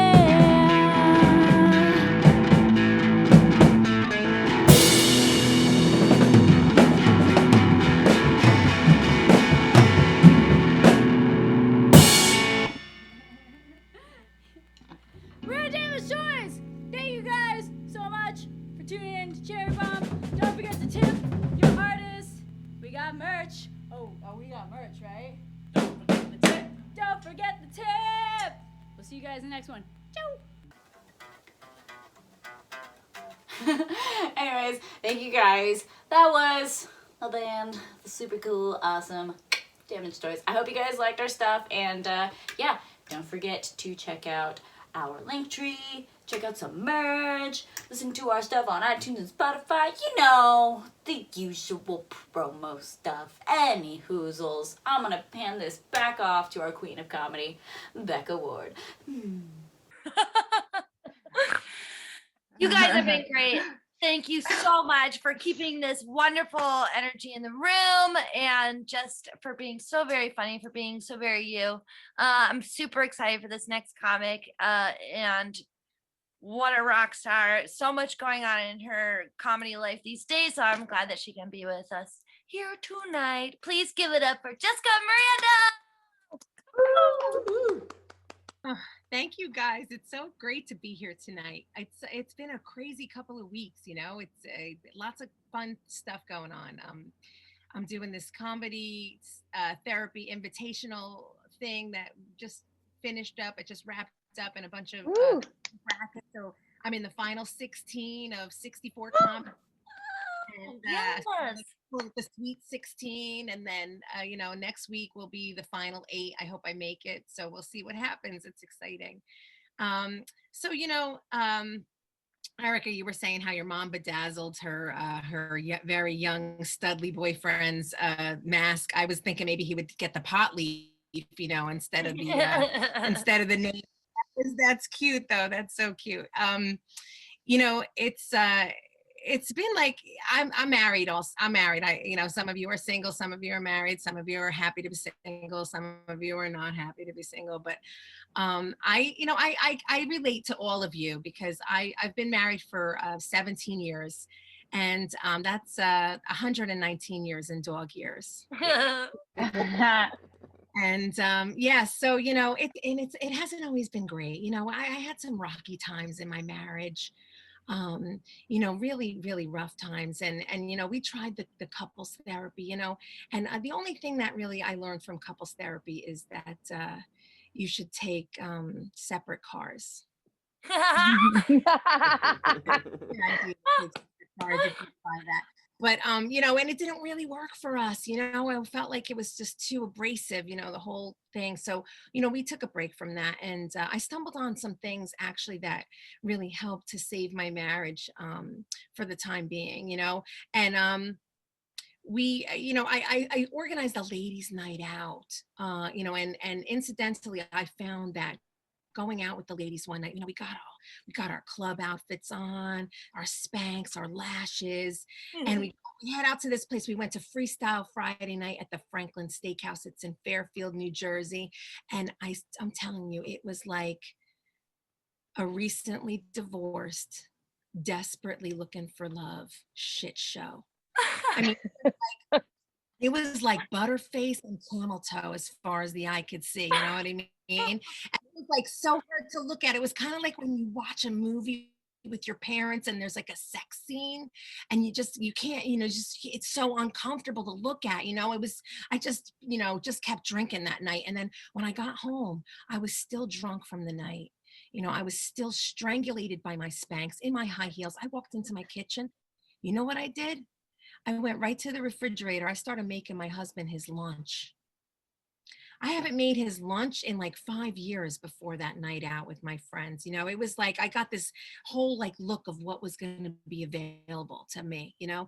And yeah, that definitely put things in perspective. And who was oh, Erica, you talked about the Tinder. Let me tell you about the Tinder because, you know, I've been married 17 years, so we don't know about the dating apps if you've been married that long. So I was out with one of my girlfriends and we're drinking at the bar and we're talking about how crazy marriage is. And we decided we're going to download the Tinder. Okay, we're at the bar and we're both married. And don't judge. So we decide we're gonna, you know, and first of all, I want to tell you that if you're listening to this and you're trying to take this as like, you know, therapeutic advice, don't use your real Facebook when you do this, okay? Because you'll get caught. And if you get caught, don't contact me, okay? So we downloaded the Tinder and we're at the bar and we're just pounding drinks and we're just swiping right, like our lives depend on it because we're having a competition now. We want to see who gets the most matches, and we're just swiping right, super like, swiping right, and we're not looking at anything. And finally, it's like time's up. We want to see like who's in the bank of love for us, okay? Who wants us? Because that's what the beauty of Tinder is. You get to see who wants you. You know who wants me? Midgets want me.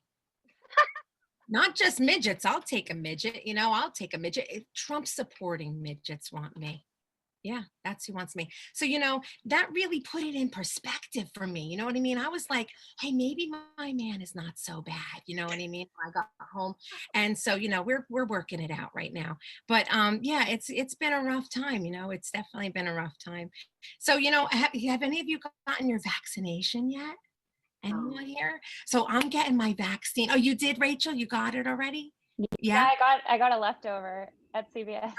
Nice. So, you know, first of all, do you know that there's like a new sport, these people who get people's appointments for vaccinations? Have you ever seen these people? They're fanatical. Like I have people coming up to me, they're like, I got like 50 people their appointments already. I know where to go. CVS, I go on at midnight. Rite Aid, I go on at 3 a.m. They know what to do. It's crazy. You know what I mean? And they're looking for people. But anyway, you know, the new phase, it's a phase 2 of the vaccinations right now, which includes teachers and homeless people.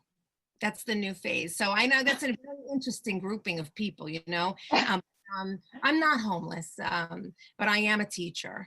And so I'm my vaccination on Thursday. Thank you. So I'm excited about that. But, you know, in teaching this year, I teach high school. I'm a high school teacher, and this is 23 years I've been teaching high school in New Jersey. Thank you. Thank you. And, you know, it's a really unique school year this year. You know, in my school, they provided me with this new smart board. It's really changed the way I teach. And they gave me a face mask and a face shield. and plexiglass to go around my desk, you know. But I feel protected though. I feel safe against the smelly kids. Because you know, if freshman boys, and we all know freshman boys are so smelly, they can be so smelly. There's like this combination of like Italian sub with onions and vinegar, and then there's like a little bit of fart smell in there, you know. And then what I think maybe if I could, it may be what cholesterol smells like. You know what I mean? If I could put a smell to cholesterol, that would be that other smell. So yeah, I haven't smelled anyone this year with all that cool stuff my school gave me. So, and you know, we're doing this hybrid model of teaching now. In high school, it's like, you know, we do this remote teaching, which today we were closed because of a positive case of COVID. So we do this remote, then we're back in person some of the time. So, but I, you know, we're halfway through the school year and I've really had time to think about what I love, you know, about being in the classroom. And I really, really would prefer to be in the classroom because there's these like moments of academic excellence that only happen in the classroom and teachable moments. Like this one situation where I overheard my 2 senior students talking and, you know, John was telling his friend Chris, he goes, Chris, did you see that guy? Did you see that guy bugging my girlfriend in the hallway? If he didn't get away from her when he did you see him? As soon as I walked up, he walked away. I went right over to him. I said, listen, if you ever talk to my girlfriend again, I'm going to toss your salad.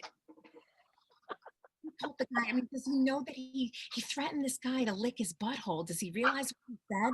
You know what I mean? So, you know, I in that moment, I was like, oh my God, you know, I was hoping that his friend was going to chime in and say to him, you know, hey, you're not using that right. But his friend, Chris goes to him, yeah, you know what? If I see that kid, I'm going to toss his salad. So now I go over there and I said, listen, you got to look that up on the Google, okay? But don't look at images.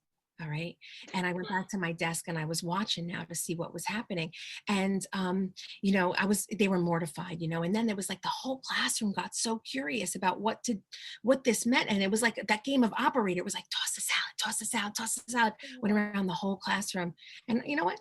I felt accomplished. You know what I mean? I felt like class what toss the salad meant, you know, and that's a teachable moment. Hard to come by, you know, in a virtual setting, you know, and it's not like I did it directly. It wasn't in my lesson plan. It just was one of those things that just happens, you know? So anyway, yeah, I would rather definitely be in the classroom than be, you know, in virtual. So yeah, you know, but, you know, I've gained a lot of weight. You know, we hear about everybody saying how much weight they've gained, and I've gained so much weight over this COVID. I'm not comfortable with it because, like in 2016, I was doing CrossFit. I was really, you know, working hard with CrossFit and flipping tires and handstand push-ups and all that kind of stuff. And now it's like the only workout I get is when I put my shoes on. Yeah. Yeah, you know, like I literally, I struggle to put my shoes on, like, and I actually need privacy now to put my shoes on. You know, when yeah, because if I'm not careful, my ass is going to make a surprise appearance, you know, that whole, you know, it's like you got to get in the right position, you know, to put your shoes on. So like my kids are like, where are you going? I'm like, I got to go to my room and put my shoes on, you know? So yeah, it's really uncomfortable for me. I can't stand it, you know, but I know what I got to do. You know, we all know what we got to do. I got to get some slip-on shoes. And then, yeah, that'll be all right. So, you know, I turned 50 over COVID. I turned 50 years old over this pandemic. And, you know, it hasn't been terrible being 50. You know, the only thing is my eyesight's going really bad. And, you know, if I'm not wearing my glasses when I put my eyebrows on, I feel like my students can see me down the hall by my eyebrows, you know. And so, you know, and also I'm going through the lady changes. I'm kind of late to the game a little bit, but I'm going through the menopause. And I went to the doctor and I said, you know, I missed my period. And I was like, you know, is everything all right, you think? And she said, Mrs. Miranda, is there any way that you can be pregnant? And I was like, you know, they say you're not supposed to lie to your doctor, you know, but I didn't want to tell her that, like, the only way I could be pregnant is like if my husband roofied me and I don't remember, you know, after. So anyway, you know, she sold me this copper IUD, you know, and now that's like a waste of perfectly good copper. Anyway, thank you so much. You can follow me on at soapbox_comedy on Instagram. And thank you so much, guys. Woo! Keep it going for Jessica Miranda. Oh man. Yeah, I wasn't worried about like gaining COVID weight because my protein intake went way down. Being a single lady for most of quarantine. Blech, that was a gross joke. Hey, that's me. I'm Becca Ward. Hey, we've had such a great show. Give it up for all the comics tonight. For Angelique, for Megan, our East Coasters, Midwesters that had to depart because us Los Angelians, except Sharita, where are you coming from again? El Paso, Texas. El Paso. She's just a bad mamma jamma. But it is actually probably past my bedtime, as told by these pigtails. No, thank you all so very much for sharing your wonderful comedy with us. Please, please, please tip Sunspace, and you can tip your comics through Sunspace. And yeah, awesome show, everybody. And thank you very much for coming. Woo! We'll see you next Good month, everyone. Guys, ladies, everyone on the interwebs. We had so much fun tonight.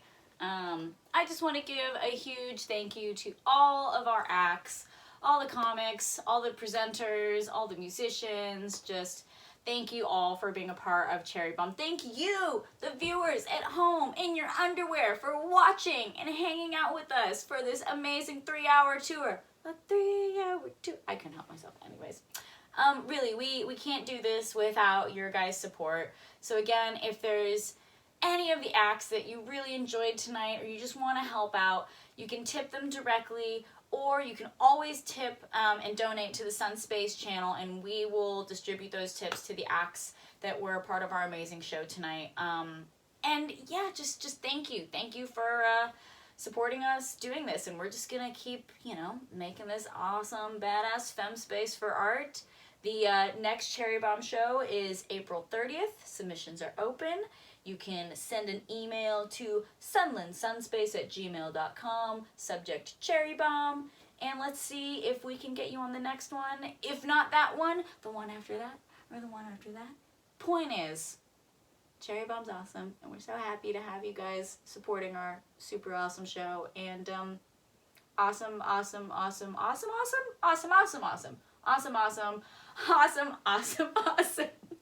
Thank you guys so much for being a part of this show tonight. We're so happy to have you. Rock on, Cherry Bomb. We'll see you guys in the next one. I'm Elsie May. Peace out.